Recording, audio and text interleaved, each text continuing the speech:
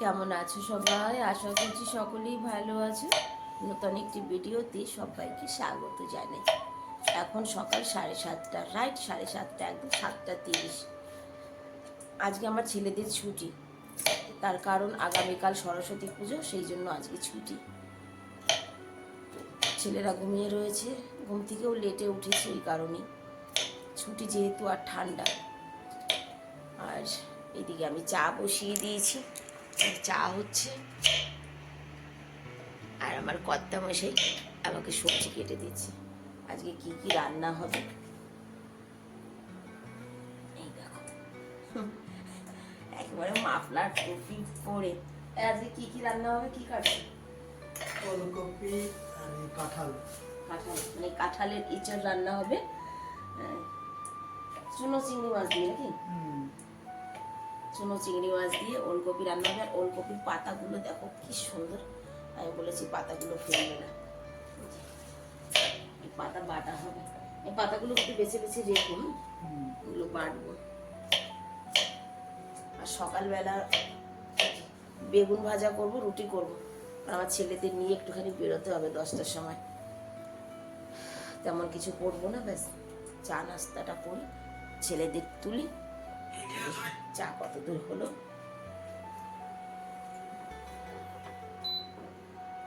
প্রায় হয়ে গেছে।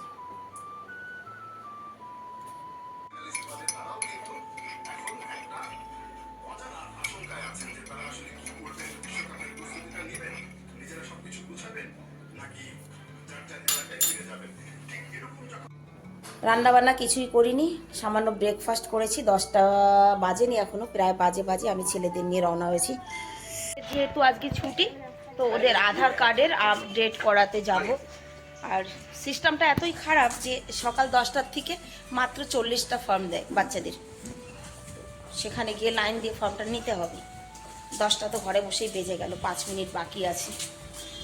যাই হোক, যাই দেখি যদি কাজটা হয়ে যায়, তা নাহলে আবার স্কুল ছুটি করাতে হবে, আর বাপির ছুটি করতে হবে, মানে ডবল ঝামেলা। কাজ হয়নি, মাঝপথের থেকে বাড়ি ফিরে এসেছি। এখন বাজে 12:30।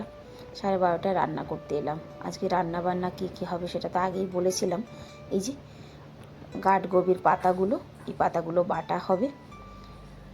আর এখানে বসিয়ে দিয়েছি কপির সবজিটা, বসিয়ে দিয়েছি এই পাশটায়।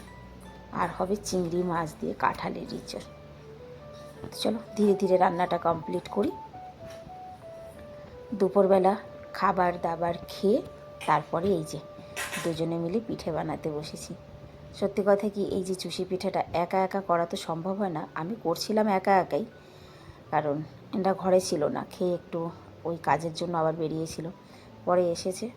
তো আমি বললাম যে তুমি একটু লতাটা করে দাও, আমি তাড়াতাড়ি করে এটা করে নেবো। কারণ এটা ভীষণ একটা কঠিন কাজ। কিন্তু যাক, ভেবেছিলাম যে ওর বাপি বোধহয় পারবে না লতাটা করে দিতে, তো দেখলাম যে না, সুন্দর করে লতাগুলো করে দিয়েছে। আর সঙ্গে গল্প করতে করতে দুজনে মিলে পিঠেটাও করে নিয়েছি। সত্যি চেষ্টা করলে সবই করা যায়, এটাই হচ্ছে কথা। আমি তো ভেবেছিলাম পারবেই না, কিন্তু দেখলাম যে না, তার চেষ্টা আছে বা সে মন থেকে করছে, কিন্তু সুন্দর করে করে দিয়েছে। অল্প একটুই করবো, কারণ কি ছেলেরা তো এসব পছন্দ করে না। অ্যাকচুয়ালি ওর বাপি কিন্তু পছন্দ করে, তবে মিষ্টিটা ওনাকে বেশি দেওয়া হয় না, তাই সামান্য একটু করব, যাতে কিনা 2 বাটির মতো হয়, ব্যাস। আমরা পিঠে বানাচ্ছিলাম, আর আমার বড় ছেলে তখন চা করছিল। অনেক দিন পর আমার ছেলে আজকে চা করলো। সহজে কিছু করতে চায় না, জানো তো। আজকালকার ছেলেমেয়েরা মোবাইল কম্পিউটার পেলে পরে আর কাজে হাত দিতে চায় না, ঠিক তাই। কিন্তু আজকে নিজের থেকেই চা করে দিয়েছে আমার বড় ছেলে। আর এদিকে আমার বর দেখো আমাকে বলছে ওনার দিদা নাকি খুব ভালো চুষি কাটতে পারতো, আর একদিকে চেয়ে চেয়ে, মানে হাতে এত স্পিড। থাক বাবা, তোমার দিদা পারতো ঠিক আছে, আমি ভাই তোমার দিদার মতো পারবো না, আমি আমার মতো করে করছি।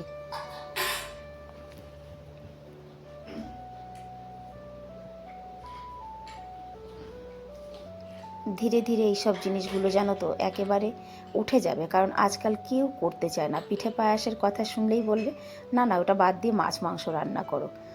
তাও কিছু কিছু মানুষের শখ আছে এখনও, তাই এইগুলো চলছে। কিন্তু পরবর্তীকালে না এই জিনিসগুলো বোধহয় উঠেই যাবে, জানো তো। না লোকের খাওয়ার শখ থাকবে, না বানানোর শখ থাকবে। যদি আমার কথা বলো, আমি কিন্তু খেতে পছন্দ করি না, তবে বানাতে ভালো লাগে আমার। আমি সেই জন্যই কিন্তু বানাই। আমি না খাই, অন্য লোকে খাবে, পাশের লোকে খাবে। এই দেখো এতটা হয়েছে। আমি পিঠেটা না একটুখানি গরম জলের উপরে রেখে একটু ভাপ দিয়ে নেব। যদিও বা আজকে ভাপ দেওয়ার দরকার নেই, আজকে আটাটা খুব সুন্দর সিদ্ধ হয়েছিল, মানে খুব ভালো হয়েছে আজকে পিঠেটা। আর এদিকে কড়াইয়ের মধ্যে দুধ দিয়ে দিয়েছি। সত্যি কথা বলবো, বাড়িতে খেজুরের গুড় থাকলে আমার কিন্তু মনের মধ্যে কিছু না কিছু মানে খুঁজতেই থাকে যে কিছু একটা করি, কিছু একটা করি। একটা এলাইচি দিয়ে দিলাম এর মধ্যে। আর মিষ্টিটা কিন্তু আমি খুব সামান্যই দেবো, কারণ অতিরিক্ত মিষ্টি দেওয়া জিনিস পছন্দও করে না। আর এমনিও ওর বাপির মিষ্টি খাওয়াটা মানা, সেই জন্য একেবারে সামান্য মিষ্টি দেবো। এই দেখো শুধু দুধের রঙটা একটু চেঞ্জ হবে, ব্যাস। যখন দুধটা ফুটে উঠেছে, এই যে সুন্দর, এবার আমি ওই মানে ভাপটা সামান্য একটু লাগিয়েছি, কোনো রকম, অন্য দিনের মতো না। যে পিঠেটা দিয়ে দিলাম, ব্যাস। এবার একটুখানি নাড়াচাড়া করি, কিন্তু গ্যাসটা বন্ধ করে দেবো। কারণ কি, ঠান্ডা হলে পরে কিন্তু একদম ঝোলটা শুকিয়ে যায়, মানে দুধটা টেনে যায় চুষি পিঠাতে। তো চলো, আজকে আমরা দুজনে মিলে পিঠা বানালাম, সেটাও তোমাদের সঙ্গে শেয়ার করলাম। ভিডিওটি যদি ভালো লাগে সুন্দর করে একটি কমেন্ট করে জানাবে, যাতে কিনা আগামী ভিডিও করার জন্য একটুখানি মানে আগ্রহ মনের মধ্যে জাগে। সবাই ভালো থাকবে, সুস্থ থাকবে। দেখা হবে আবার নেক্সট ভিডিওতে। সবাইকে রাধে রাধে।